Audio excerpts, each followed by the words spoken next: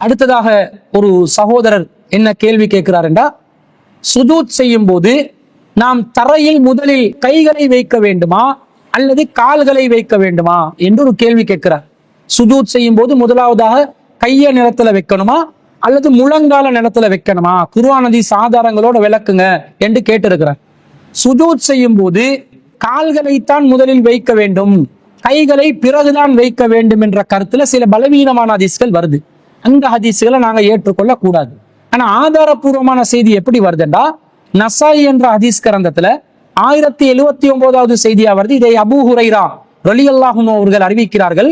இதா சஜத அஹதுக்கும், உங்களை யாராவது ஒருத்தர் சுஜூத் செய்வதாக இருந்தால் ஃபல்யல யதைஹி கப்ல ருக்பத்தைஹி, அவர் தன்னுடைய முழங்காலை வைப்பதற்கு முன்பதாக தரையிலே 2 கைகளை வைக்கட்டும். வலா யபருக் புருகல் பஈரி, ஒரு ஒட்டகம் அமர்வதை போன்று அமர வேண்டாம், ஒட்டகம் அமர்வதை போன்று அமர வேண்டாம் என்று நபி ஸல்லல்லாஹு அலைஹி வஸல்லம் அவர்கள் சொன்னதாக ஆதாரபூர்வமான ஒரு செய்தி வருது. அப்ப இந்த செய்தியில என்ன வருது, இதுல 2 விஷயம் வருது. ஒன்று, இதா சஜத அஹதுக்கும், உங்கள் ஒருத்தர் சுஜூத் செய்வதா இருந்தா ஃபல்யல யதைஹி கப்ல ருக்பத்தைஹி, அவர் தரையில் முழங்கால்களை வைப்பதற்கு முன்பதாக கைகளை வைக்க வேண்டும். தெளிவா நேரடியா அச்சொட்டாக நச்சாக சொல்லப்படுகின்ற செய்தி, தெல்ல தெளிவாக சொல்லப்படுகின்ற செய்தி, தரையில் கைகளைத்தான் வைக்க வேண்டும், பிறகுதான் கால்களை வைக்க வேண்டும். ஆனா 2வது பகுதி என்ன வருது என்று சொன்னா, வலா யப்ருக் புருகல் பஈரி, ஒட்டகம் அமர்வதை போல் அமர வேண்டாம் என்று 2வதாக அந்த ஹதீஸ்ல 2வது பகுதி ஒரு செய்தியை சொல்லுது. ஒட்டகம் அமர்வதை போல் அமர வேண்டாம் என்றா சில அறிஞர்கள் என்ன சொல்றாங்கடா, ஒட்டகம் அமர்வது என்றால் என்னது, ஒட்டகத்துல முன் கால்கள் பின் கால்கள் இருக்குது. முன் கால்களை கைகளென்று வைத்துக் கொண்டு பின் கால்களை கால்களென்று வைத்துக் கொண்டு ஒரு விளக்கம் சொல்றாங்க.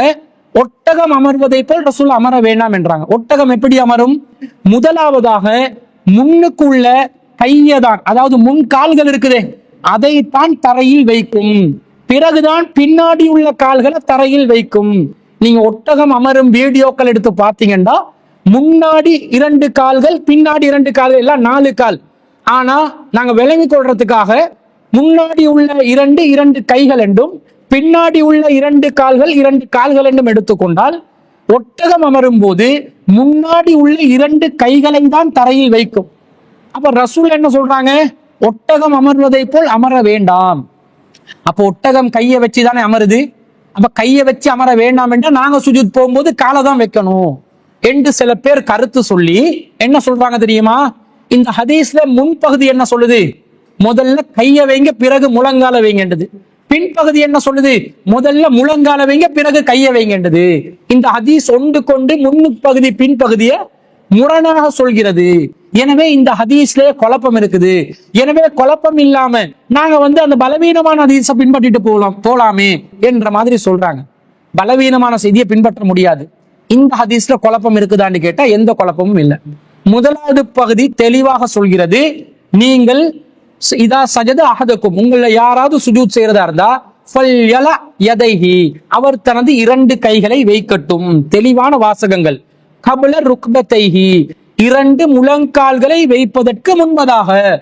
ரசூல தெளிவா வழிகாட்டிட்டாங்க, தரையில 2 கையை தான் வைக்கணும், பிறகுதான் கால்களை வைக்கணும் என்று. இதுல என்ன குழப்பம் இருக்குது, எந்த குழப்பமும் இல்லை. பின்னாடி உள்ள வாசகம் குழப்பமாக வந்தாலும், யாராவது குழப்பமாக நினைத்தாலும், முன்னாடி உள்ள வாசகம் தெளிவாக நமக்கு ஒரு வழிகாட்டுதா இல்லையா, தெளிவா கைகளை வைக்க சொல்லிருச்சு. அப்ப நாங்க சுஜூத்ல தரையில முதலாவதா கையை தானே வைக்கணும். இது யாரு ஏன் மாற்று கருத்து இதுல யோசிக்கணும், மாற்று கருத்து எதுவும் இல்லை.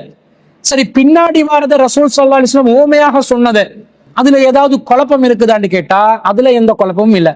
வலா யப்ருக் புருகல் பஈரி, நீங்கள் ஒட்டகம் அமர்வதை போல் அமர வேண்டாம் என்று சொன்னது, ஒட்டகம் முன்னாடி உள்ள 2 கால்களை கீழே வைக்கிறது, அதை 2 கைகள் என்று நினைத்து 2 கைகளை நீங்கள் முதலில் தரையில் வைக்க வேண்டாம், ஒட்டகம் அமர்வதை போல் அமர வேண்டாம் என்றா ஒட்டகம் 2 கால்களை முதலில் வைக்கிறது, அது கைகள் தான். எனவே கைகளை தரையில் வைக்க வேண்டாம் என்று சொல்ற விளக்கம் ஏற்புடைய விளக்கம் இல்லை. ஏன் தெரியுமா, இந்த கையையும் காலையும் எதை வச்சு முடிவு செய்யணும் என்றதை நாங்க முதல்ல விளங்கணும்.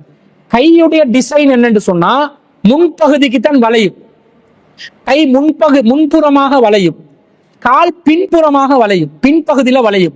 காலை முன்னுக்கு வளைக்க போனீங்கன்னா காலை உடைச்சு கொள்வீங்க, கையை பின்னுக்கு வளைக்க போனீங்கன்னா கையை உடைச்சு கொள்வீங்க.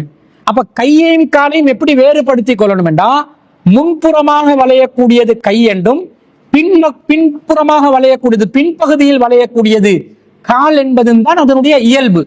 ஒரு மிருகத்துக்கு முன்னுக்கு 2 கால் பின்னுக்கு 2 கால் இருந்தாலும் முன்னுக்குள்ளது காலா பின்னுக்குள்ளது காலா, முன்னுக்குள்ளது 2 கால்களை கையெண்டு கணக்கு போட்டா முன்னுக்குள்ளது காலா பின்னுக்குள்ளது காலா எந்த ஒரு முடிவுக்கும் நாங்க வரணுமா இல்லையா? எப்படி முடிவெடுக்கிறது?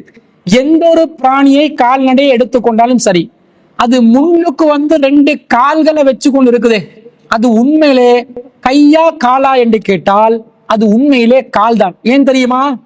பிராணிகளுடைய முன்னுக்குள்ள அந்த உறுப்பு வளையும் டிசைனை பார்த்தீங்கன்னா பின்பகுதியை நோக்கி தான் வளையும்.